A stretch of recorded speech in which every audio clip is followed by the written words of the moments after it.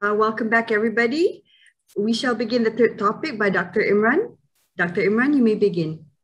All right, thank you very much. First of all, I would like to apologize for any background noises. Apologies, working from home.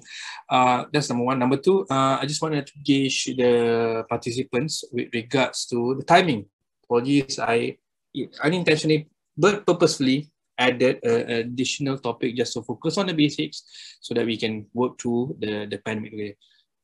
Tackling the pandemic topic on the first day is a bit too heavy, so that's why I want to focus on the basics so that Dr. Imran just giving us lip service without any solutions, without any focus on a few key areas. So that's what my intention was. However, the lack of thoughtful process leads me to overestimate the time that I have. So now I would like to gauge the participants if they are joining tomorrow's webinar. If it's okay, Ms. No, if I can just get a verification so that if I understand correctly, if everybody here today is interested to join tomorrow's topic, then I can ask for permission to just skip one topic so that we can defer it to tomorrow, because I do want to get into the technology topic before it expires. What say you? Is it okay to assume that everybody here can join or will join tomorrow's session? I would say yes. I mean, I think majority of us will be joining tomorrow. All right. And I will be reminding again at the end of our session. All right, sure. On the details. All right. Yeah, because some of them might not need help in digitalizing. All right. So if you are okay, especially the participants, again, I respect everybody's time. So you guys give me 3 hours, much like customers give the trust to businesses. I'm also respecting that trust. So I'll try my best to finish by 1. But in doing so, permit me to just shuffle out some modules, especially the scale up and startup and scale up to SME. We'll do it tomorrow as part of the post-COVID management skills. Is that okay? Right. So I'll just... Okay, can continue. All right, thank you very much. So let me just skip a few components. Let's just go on to the next topic. Right? Thank you. Okay. Right. So now let's talk about adopting technology. So now that we've had our basics. So if you notice throughout this journey, and of course some of you might consider this a lecture, throughout this journey, which is supposed to be designed like that way, that you understand, okay, a few core concepts are reworded and refocused on, right? So that's not unintentional. That was quite purposeful, right? So when we're talking about adopting technology, I know I've been in international seminars where I was a keynote speaker. I've suggested a few technologies. I was part of it as well, and I can give you key examples when we talk about the fiberization, not just about the local players in Indonesia, but about Malaysia, the underwater sea cable, right? So those things. Again, I don't want to give too much details, but when Malaysia wants to take control of it, we have to have trained personnel, and especially when those trained personnel carries a country's interest, so they want to be Malaysians, regardless of race, but Malaysians nonetheless. So when we don't have the capabilities, when we need to bring training from overseas, especially the right training, there's not just can be conducted well and with good quality, but has to be insured as well. It requires a lot of investment and a lot of technology transfer from overseas. So yeah, I can tell you all about that, but of course we know it can be an issue about budgeting, it can be an issue about national interest, it can be an issue about maritime borders, it can be an issue about politics even. So I digress. So I don't want to talk about technology that can't be applied here, especially for all the participants here. Let's talk about technology in a sense, as I understand it, for entrepreneurs, right? So now, knowing that, This is, I guess, a standard definition of technology, right? So technology is the application of scientific knowledge for practical purposes, especially industry. So when people talk to me about technology, especially from the education sector, people say, oh, Dr. Imran, we need data, we need market service. Number one, you don't really need, whatever that you need, probably you can do yourself. And whatever scientific validation, i.e. market validation with a scientific data attached to it, is something that is much more easier than anything. As I know, a lot of professors, a lot of industry leaders, when they partner with universities, they usually have something purposeful in mind. Usually, the keyword is that, hey, you guys have entrepreneurship KPIs, so this can be part of it in lieu of certain fee or with a partnership to joint venture into something research. All right. Now, so that's not what's important. Right? And if you have those problems, definitely, I'm sure with enough guidance or with enough contacting the right universities with research firms, you can probably have your concerns subsided, or you can have your needs addressed. Definitely, right? The technology, the thing that I'm focused on that you should be concerned about is actually how do you apply what technology that is suitable for a business. Right. I'm not assuming everybody is from one single entity, right? So maybe some of you are a biochemical corporation, which is small, a startup, never had a proof of concept yet. Some of you might have market validation and study validation, but lack the commercial properties. So again, so who's to say, oh, I need this big data to help me with this. I need to invent something new to help me with this problem. So let's just understand the term of technology to be much more purposeful. Yes, you can read all of this. I'm not going to, I'm only reading the top line because it's purposeful like that, because it's not because of lack of time. It's just that it's same thing when I shared you the value proposition and the customer segment and customer profile slide, because that's what you were taught. That's what you understand so far. This is what you need to understand now, right? Which is technology is a crux. So by definition, crux is basically the most important thing or a particular point of difficulty, which I'm highlighting as a particular point of difficulty, right? It has varied meaning.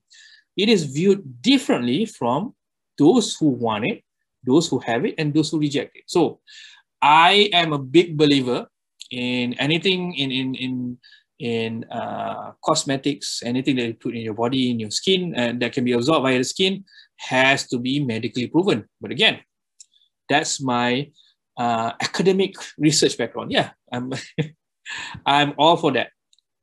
Anything that is cosmetics or supplements has to be pharmaceutical as the gold standard. But as an entrepreneur standpoint, because I understand a lot of products, especially bio-based products in Malaysia, can be applied at a level of supplementary or cosmetics with that started off from small entrepreneurs that lacks the scientific and medical lab research facilities to get it approved, and the fees. I know for a fact that for cosmetic testing, I think the cheapest cost that you can get unsubsidized by the government would be around 15 to 30,000 ringgit. Subsidies doesn't carry a lot. Subsidies doesn't guarantee free. It just guarantees a low price. Even if you get a good lab, any pharmaceutical testing to get a cosmetic product can be a medical grade product, can easily cost 8,000 to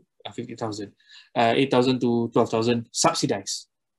So now, knowing that, when I go for my B40 entrepreneurs who have their own line of products, when I go to this small scale factory/workshop operations, try telling that to them. Right. So again, my experience so far say that, all right, the part where I'm adamant about research, medical, putting everybody up to a gold standard, that's all fun in theory. In practice, is very hard, and especially if you have to say that to a single mom who's using that as an income to feed her family. Yes. So all about it. So it's actually very different. So those who want it views technology or medical research product, cosmetic grade, medical grade, very different. Or on those who have it, it's standard. I have it, and those who reject us, oh no, those like people who are in the academic industry and in research and so on. Oh, this one has to be medical to make sure it's safe for consumers. It's easier said than done, right? So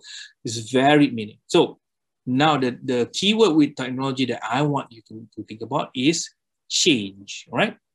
Technology is change. For entrepreneurs, it is change that you can bring and apply to your company. So that's it.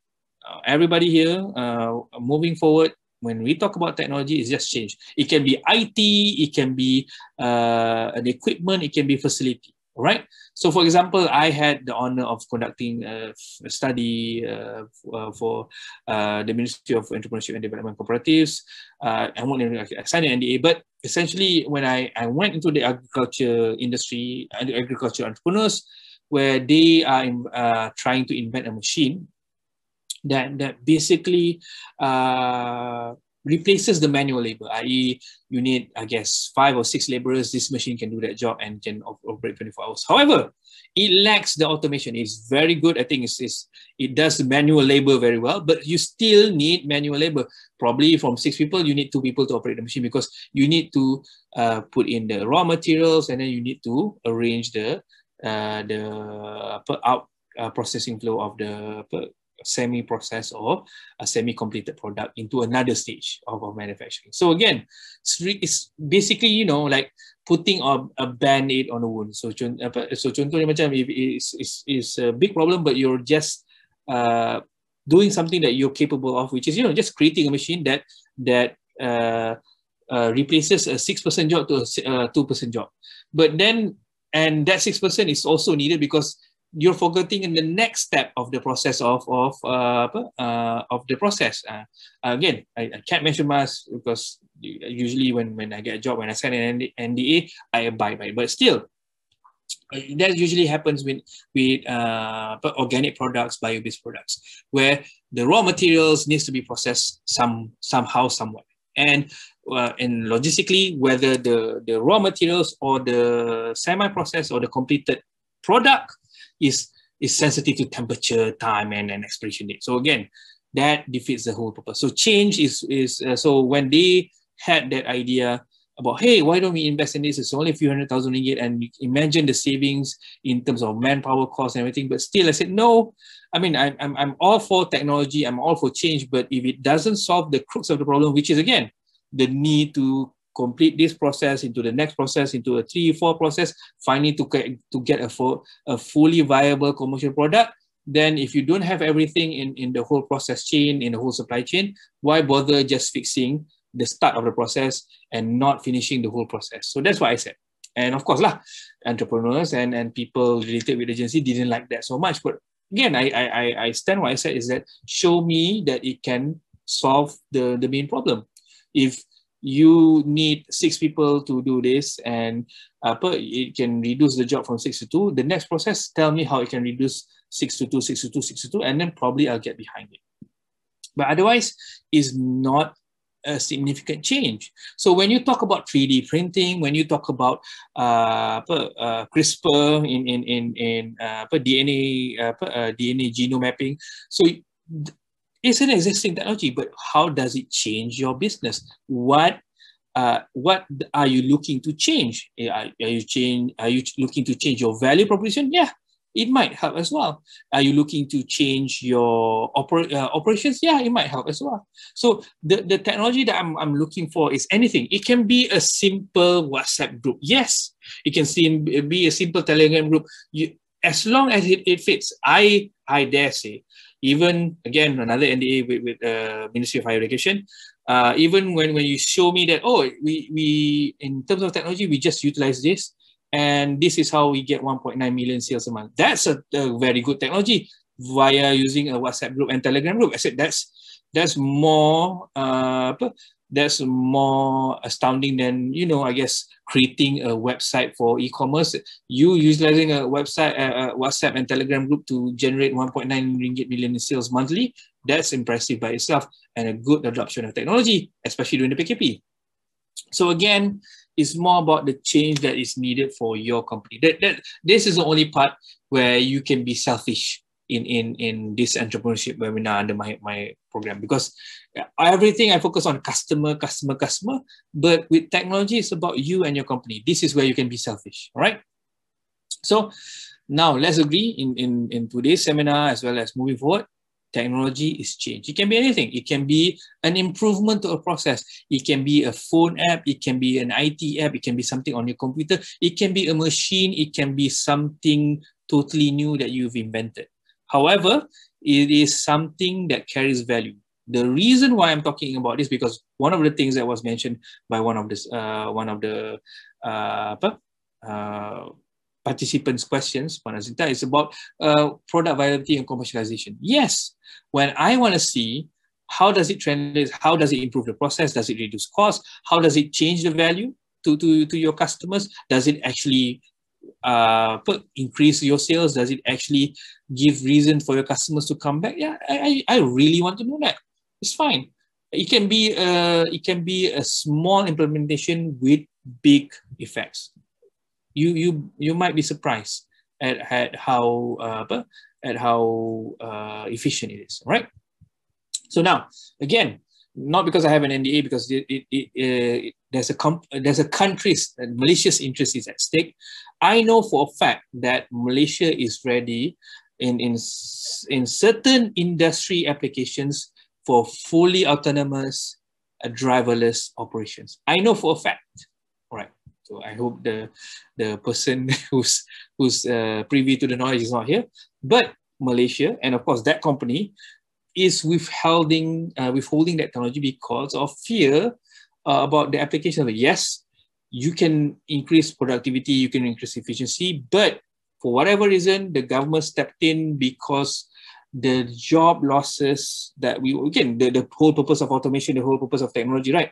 Job losses is too high, and we do not have the education proficiency to train these job losses to supplement the new technology. So for example, if you are, I guess, a technician or operator, when this technology comes in, I mean, you're not going to operate those machines. Those machines are going to be fully autonomous, like a warehouse in Amazon or in Lazada and Shopee. Yes, those Chinese warehouses are fully autonomous. So what we have to do is that there's thousands of jobs in one location has to be supplemented into, hey, instead of you operating manually, why don't you operate remotely and maintain it? So that's a good proposal from the government, but surprise, surprise, there's nothing after that, because in order for the private company to get the subsidies would have to be in the millions, way much more than the maintenance cost of the technology, because we don't have the proper training and the technology of transfer power via local partners. So we have to rely on foreign partners, which is in euros, pounds, and US dollar, and at a premium, because it's a new technology and nobody else can do it. So that's why we are withholding certain technology, not just because of the changes needed, because of the implications of it sometimes. So again, and of course, the cost is too high, because if you want to implement a technology, you have to get this, because if not, you're going to be penalized, so on and so forth. So still, in order to get your hundreds of millions of subsidies, you need to take care of this 1,000 plus workers. So yeah, that's what it's all about money. So but the good thing is that, as I can say, that in the pandemic and its effect, with all the negatives, I know, uncalculable losses in terms of economic productivity, business productivity, as well as human lives. Nobody is arguing about the bad side of it. However, I was very surprised when I was in a talk that focused on disabled workers. I had a like-minded person. I think the speaker was from UPM, but I raised a question. I said to the speaker, hey, I know you guys are researching and finding out the implications of the industry among disabled workers, among the disabled and the industry. Have you guys actually surveyed on the job growth of disabled workers? Because I mean, I'm fully able, but my colleagues, and the people that I work with, they are wheelchair bound. the offices in most offices even in SMEs that generates 300,000 ringgit a month, they don't have elevator access, they don't have wheelchair access. So they cannot work, but now they can. So I have easily 10 to 20 people that I know with my friend personally that actually got jobs or got good job offers just because, oh, working from home and everybody's doing it. So we don't have to, you know, drive ourselves with our special vehicle, get our special wheelchair access ready and go up the staircase, take 2 hours and 3 people to just take you up the staircase and then sit in an office and then repeat the process to go back home.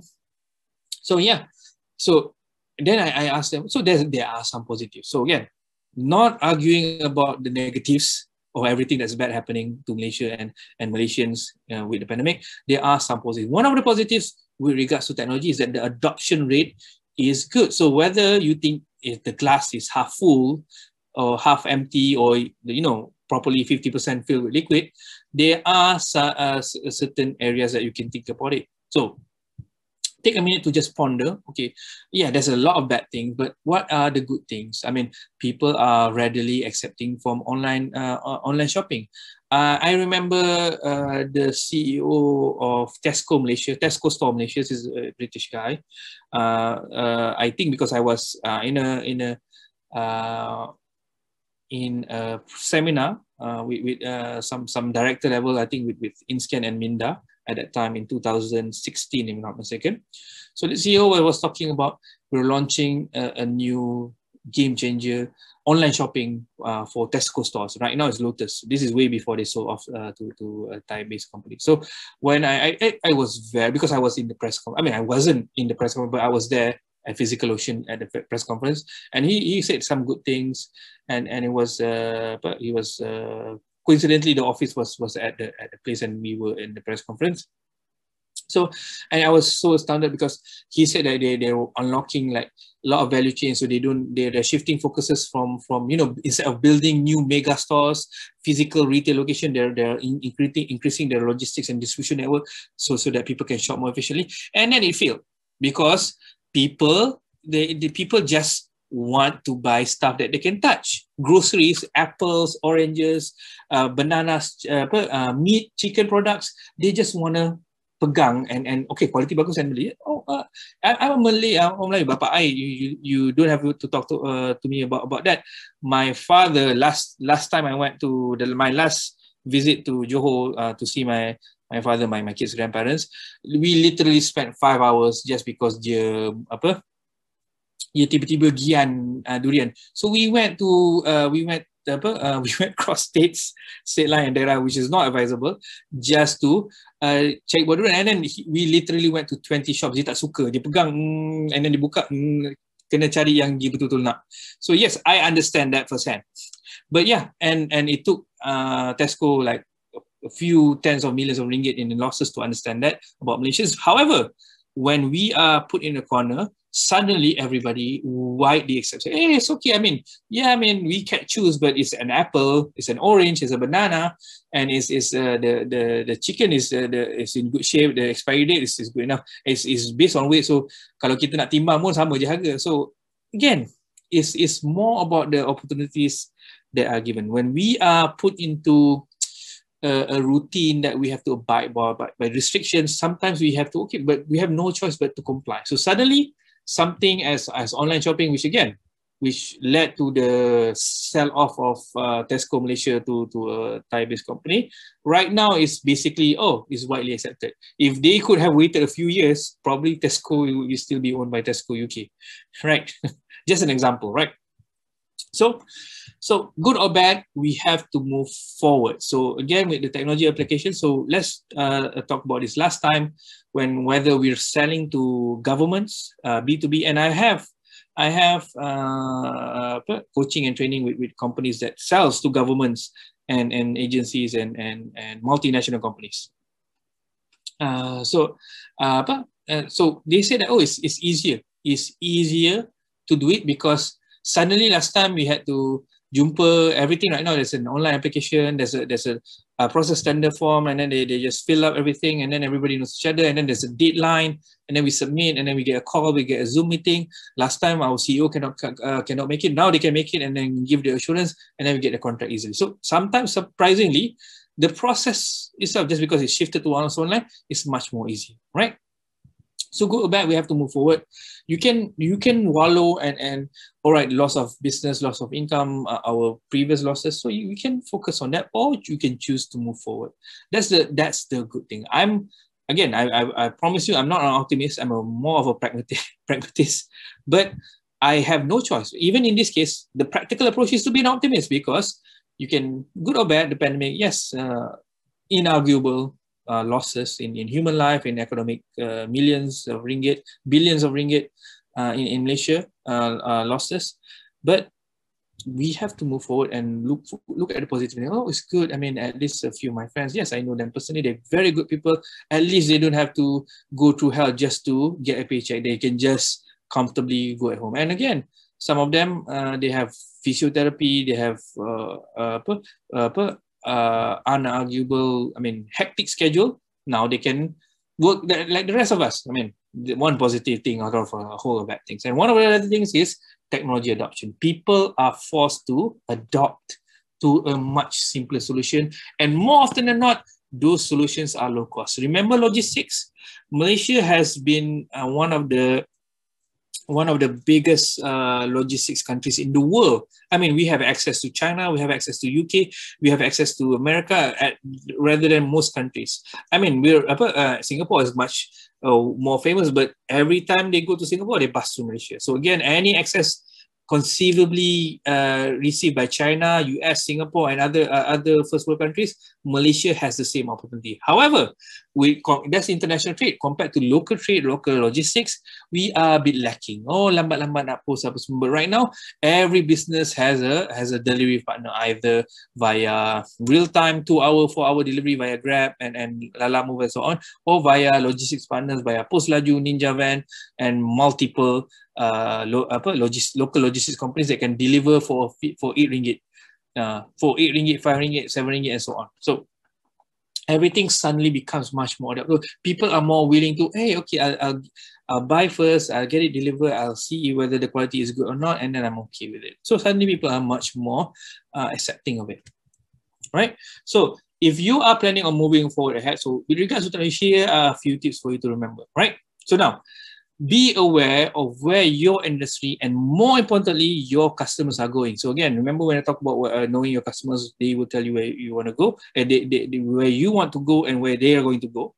Reevaluate your value proposition and understand your customer segments. Again, so in the pandemic, like I said about McDonald's and other restaurants, franchises, is that basically the value change. So you need to pivot. So again, if for example, again, I don't know this for a fact, but if McDonald's Malaysia had 100 million ringgit in sales in dine-in customers in 2019, what I would do as a CEO, as a manager, I would just pivot. All right, so 100 million ringgit in sales into dine-in 2019 and 2020, this is the pandemic. So what I would do is, all right, so what are our avenues? All right, so we have takeout, we have delivery. So delivery, almost nobody uses delivery. The delivery is a joke because it's so expensive, and people they just don't do deliveries. I mean, we're not ready yet as Malaysians, but now that we don't have any choice, let's see that option again: delivery app and all of the solutions that we have. So reevaluate your value proposition and understand your customer segments. All right. So now, there's one case study that I would like to highlight. It was from another bank that I've had the pleasure of coaching those executives. However, cannot mention any specifics, but I was so surprised because with finance and banking, usually it's very old school. I mean, in order for you to secure a loan, to get financial, to even get a credit card, to even open up bank account, you have to go to a physical location, right? And they don't offer anything that you can buy online unless you have a card. So you have to go to a physical location. Surprisingly, when I was doing with this bank, they had a proposal in exploring not promoting in Shopee, but selling on Shopee. And I told them this doesn't work, and the value proposition is all wrong, and your customer segments is right, but your value proposition is all wrong, and your channel is definitely wrong. So I don't know why you're doing this. I said, actually, actually our CFO and our CEO says that we need to be where our customers are. So I was taken aback. Oh, all right. So now you're teaching me because let me just give you a bit of input, because what they're doing, even though they are big banks, they have, I guess, hundreds of million ringgit or billions of ringgit in their savings and operation expenditures. But they know for a fact that their customers are spending money on a certain platform. So what that platform was Shopee. So again, that's why I mentioned about the TNB, about knowing how much energy is used by per household and how much data they're using per household. They know more. So with financial records and with financial companies, they know where you're spending. So they know that, oh my God, so why don't we sell loans? Why don't we sell financial products on this platform? Because arguably 80% or 90% of our customers are already there. So they're not doing this because it's anything related to their BMC, with your value proposition, with the channels that they have, with existing customers, but with one component of the BMC, which I've talked to you most about, which is the customer segment, which the customer habits, they are shifting towards online and e-commerce platforms, as opposed to conventional direct to website, direct to physical location. So for context, in the second quarter of 2021, Shopee's number of monthly visitors in Malaysia, this is way before the 11/11 sale that happened last 2 weeks ago, right? So which amounted to about 53 million, which is approximately, kalau bunda kan, round up to 54 million visitors, right? So as context, Malaysia's population is about 32 million. So again, almost double Malaysia's population, and that's not even including the non-adults and children and so on. So again, you see that their strategy is shifting towards a platform which, again, they have no control over, but is where their customers are. Surprise, surprise, that's a good application of technology. So again, they don't invest in anything, they just use a certain platform that people are using, right?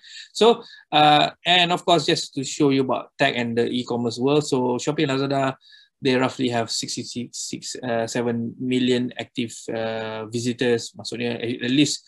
So it's enough for everybody in Malaysia to visit the website, everybody and their mother and their children to visit the website and the app and the website 2 times over every day, right?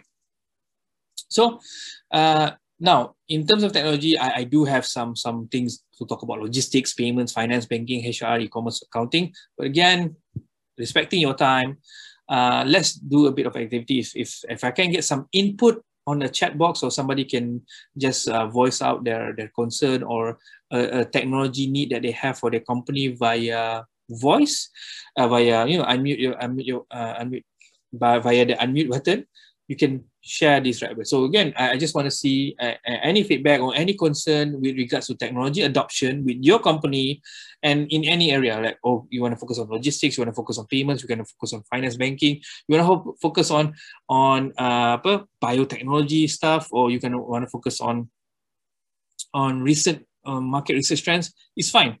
Just if anything that if there's any way that I can help guide you guys specifically in this area, I would very much love to do it. But these are some of the key areas that I can focus on. Focus on right now. So with that, I am relying on anybody's feedback to move on. So anybody wants to volunteer, unmute and share their concerns or their areas of technology that they want to adopt. Anybody?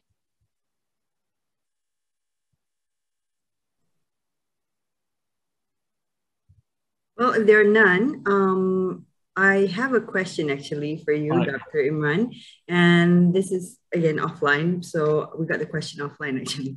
All right. The question is, how do we know we are ready to adopt technology in our business? All right. Right. Number one, very good question, anonymous sender. So Number two, in how you adopt, do you know how to adopt a technology? It's actually when there's a need. So that's the thing when I ask about your customers.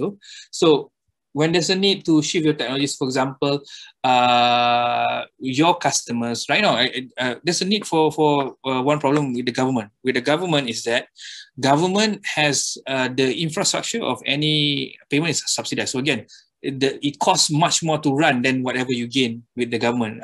Healthcare, healthcare related, education related, something like that. So when there's a fee like 2 ringgit, 10 ringgit, it costs that much more for you to collect the money. You don't, probably most of you don't understand this. And when right now there's a shift towards payments, so maksudnya people pay via credit cards. People don't have cash back in the 1980s, 1990s anymore. They have cards, they have e-wallets.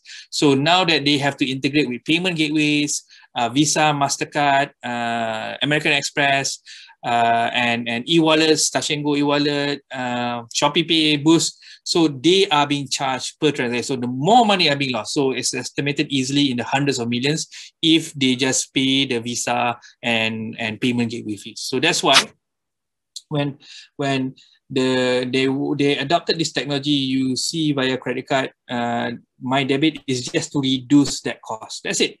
Just that debit card getting PayWave is just to reduce that cost by the hundreds of millions a year because of the, bypassing Visa, MasterCard, and all of those payment gateways. So when you want to adopt, is actually, number one, look at your value proposition and look at where your customers are heading. Because again, with government payments, whether it be in a clinic, whether it be in courts, whether it be in SSM, those fees are losing money for the government much more than their worth. So that's why they follow. Okay, people, they don't really need, they can just keep with duit shilling and duit mata wang kertas and people going there physically like in the olden days. But of course now they're adapting to the customer's need and the value proposition. So that's why they're changing that way. So whenever you want to adopt a new technology, you look where your customers are, hey, why are they doing this? Why or what are your competitors doing that is taking away your market share about your customers?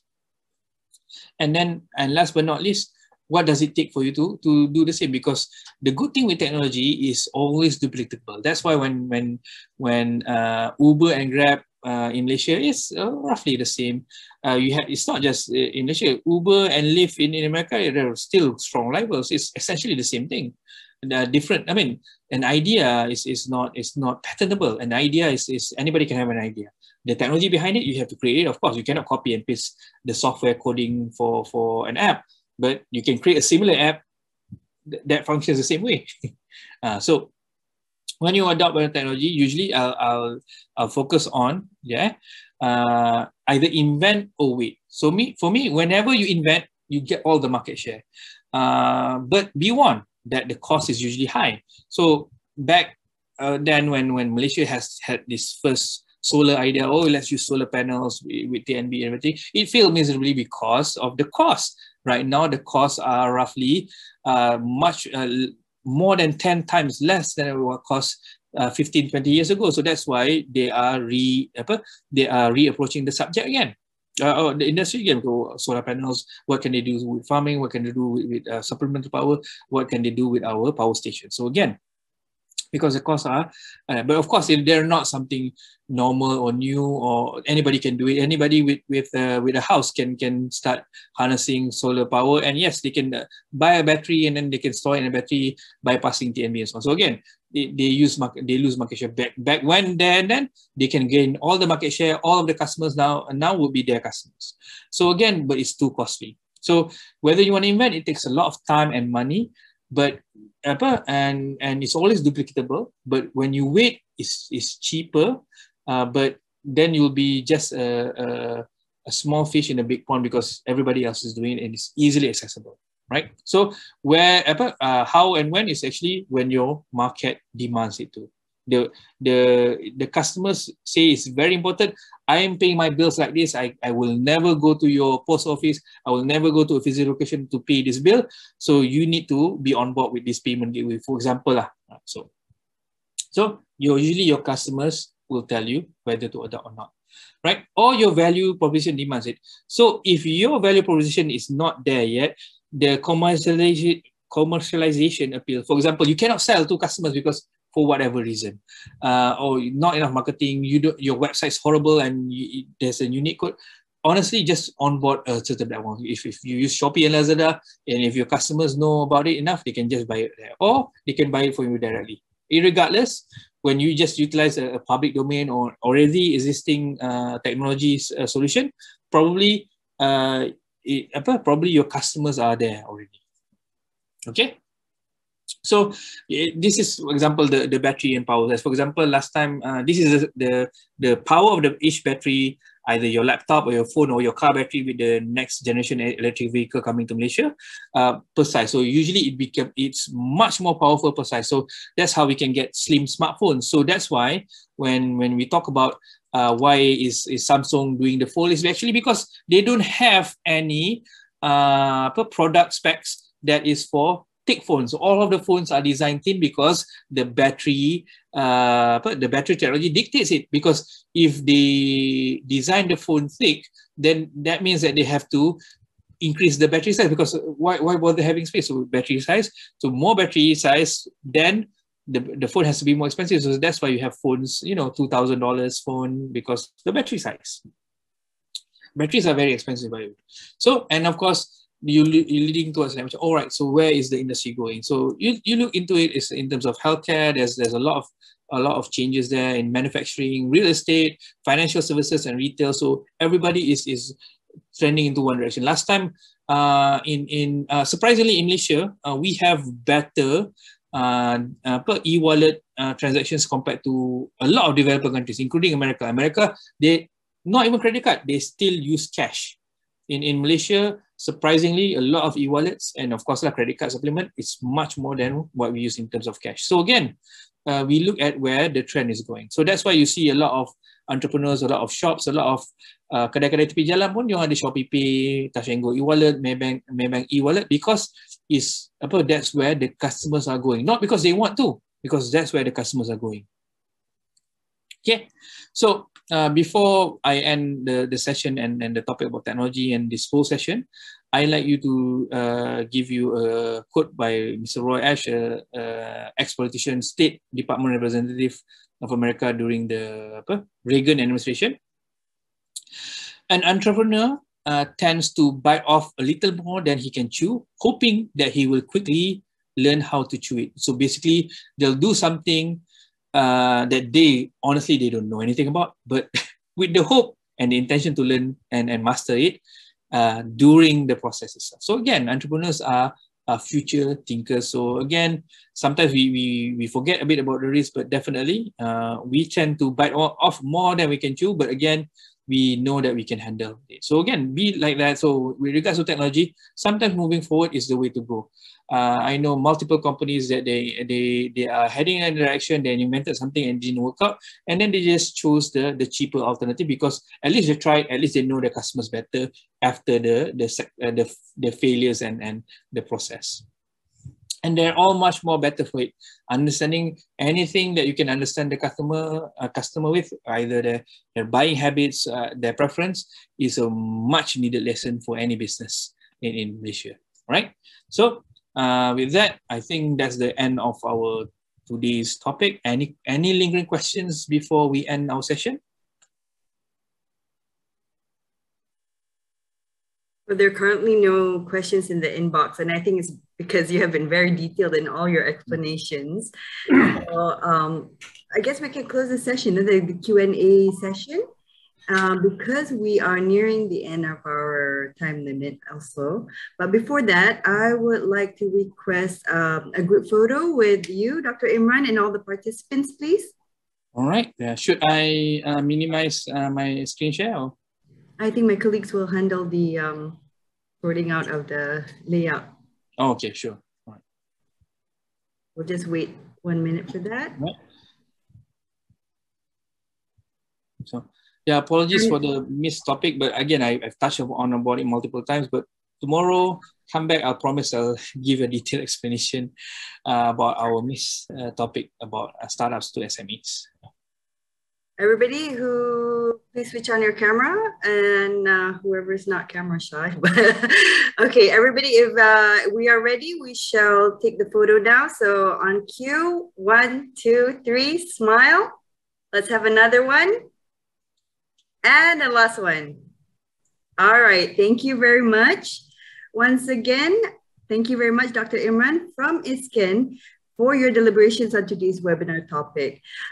To all our attendees, thank you very much for being here today. Now, before you go, as Dr. Imran has mentioned, we will have another webinar with him tomorrow, titled Let's Go Digital. Dr. Imran will speak on online marketing strategies and techniques, entrepreneurship management skills post-COVID-19 era, and how to operate a successful online business. We hope you are all able to join us again. And with that, I would like to say again, thank you to Dr. Imran and all of you here today. Have a beautiful day. Goodbye.